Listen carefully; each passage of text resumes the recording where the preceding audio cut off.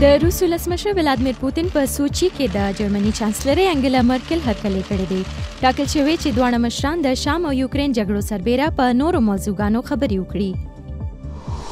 د سریلانکا سمندري ځواک هغه کشتۍ نیولې چې پکې د میانمار 10 روهینګیا پناه غوښتونکي سپارول. دغه پناه غوښتونکي د 15 کلونو راهیسې په هند کې اوسېدل. دوی په غیر قانوني توګه استرالیا ته روان وو چې پکې 14 ماشومان هم شامل ول.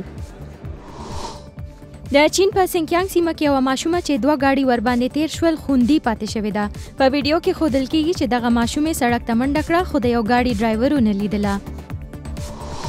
د امریکا په بالټیمور کې د مسټر ټراش ویل نومې یو ماشین د 3 کالو راهیسې د بندرګاه اوبه له خځلې پاکوي. دغه ماشین تر اوسه 1.14 ملیون ټن خځله راټوله کړې.